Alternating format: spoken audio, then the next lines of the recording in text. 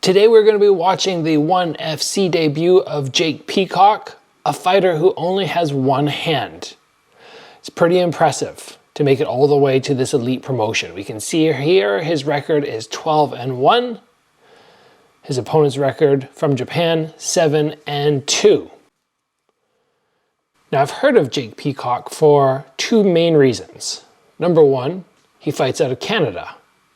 Number two, the one arm situation, or the one hand more, which right away gets people's attention because most of you, if I went and said, look, you have to compete with one arm basically chopped off at the elbow, you'd probably go, well, how am I going to defend myself? I don't have a glove. How am I going to be able to be offensive with both arms? And I heard of Jake Peacock because he was on Kieran Kendall's promotion, Muay Thai World Cup, which had a qualifier to get the winners of 8-man tournaments into 1FC.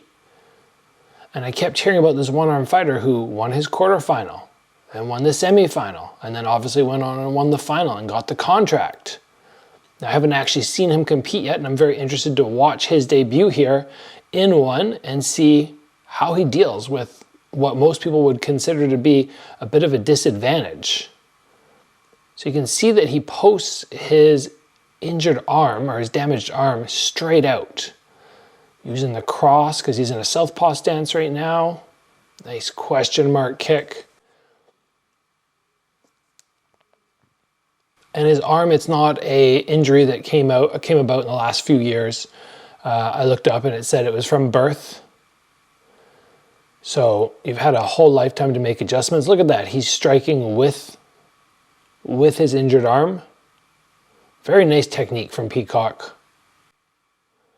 He was in southpaw, but now he's in orthodox. Now he's back to southpaw, now orthodox. Great job doing stance switching. Interesting. And unless I'm mistaken, when he was competing in Muay Thai World Cup, it was with boxing gloves. So I could be wrong, but I would assume that this is probably his first time competing with the MMA gloves on. Ooh, a mean elbow. And that right arm, he's posting it out. Ooh, that head kick went right over the guard. Landed that one. He looks like a strong fighter. He just took a flush body shot, didn't seem to bother him. I feel like that would be, being a little bit of a fighter here. If I was competing against him, I would go, how can he possibly protect his body and protect his head at the same time? Off the right. He just cannot do it. So I think I would use a lot of left hooks because look at, as he posts that arm out to defend his head, his entire body's open. So you've got to have conditioning. Your body conditioning would have to be so darn good.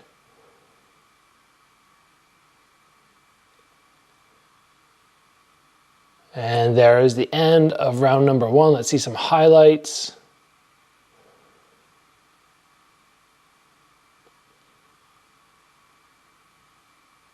I gotta say, he's got really nice technique. It will be interesting to see as he starts getting to higher level opponents within one, if it's going to be a little bit more difficult not being able to properly defend that right side. But right now, it's not looking like it's hindering him much at all. I mean, realistically, you can tell his opponent, Shinjo, is not the normal high level within, the top 10 of any weight class, but the dude's good. Oh, look at how he just used that right arm there, just landed that cross as a counter.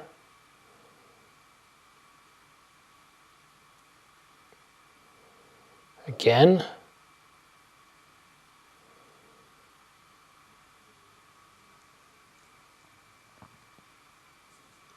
He does a very nice job with the stance switching.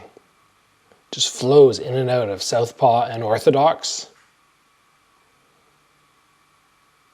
Sets up the cross from there. You're thinking about it. And then he still gets that right arm. He's just tossing it over top.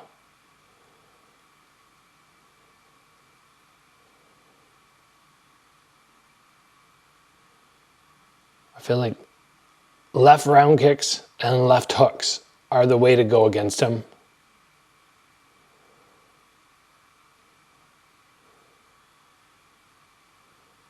He looks like a real athlete. Very strong individual, fighting at my weight class, actually, I believe 145.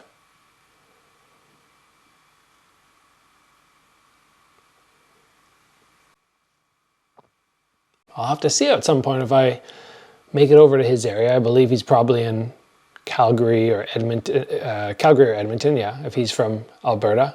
I'll have to see if at some point I can get over and do some sparring with him.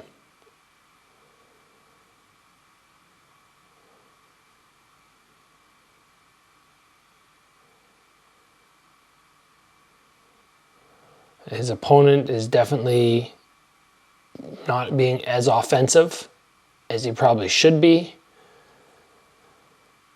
And when he is, it doesn't seem to affect Peacock. Like I said, strong. He takes the body shot, low kick there, he just shakes his head, no, you didn't do anything, and I really believe that's true. He doesn't look like he's feeling it at all.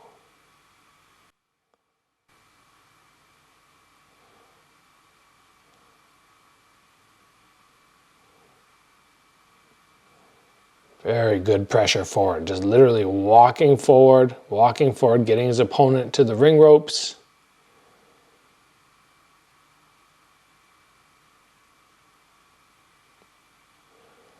I feel like it's almost just the power discrepancy right now that's the most noticeable. There's the end of round number 2. Kenjo looks pretty faded at the end of round 2. Almost elbow shots there coming in from that tighter distance.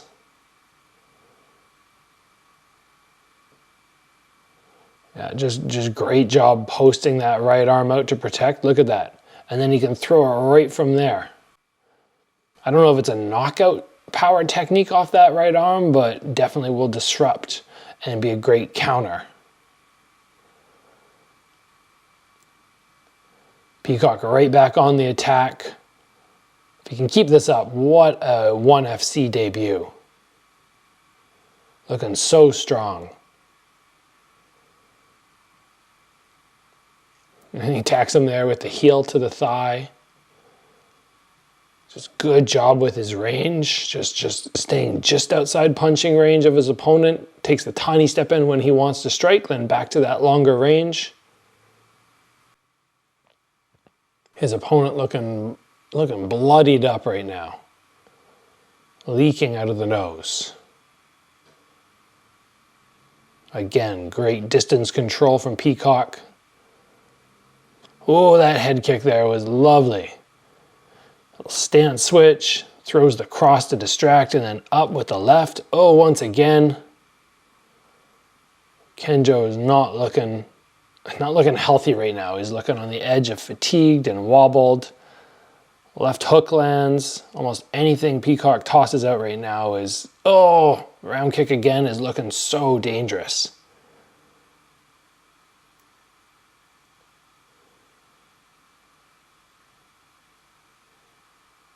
Oh, Kenjo is he's like a punching bag at this point. Good spinning technique there from Peacock. And he catches.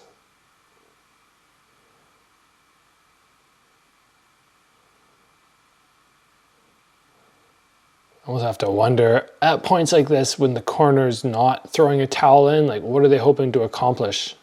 Fighter could actually get quite hurt. Do you think he's going to come back and be able to win? I doubt at this point. It doesn't look like he has enough power or energy left to do anything to Peacock, who has looked completely unfazed the whole fight by anything that's landed on him. I like the variety that Peacock has too. He's not just standing there being a strict Muay Thai fighter. He will throw in question mark kicks. He will throw some spinning techniques. We just saw the scissor knee.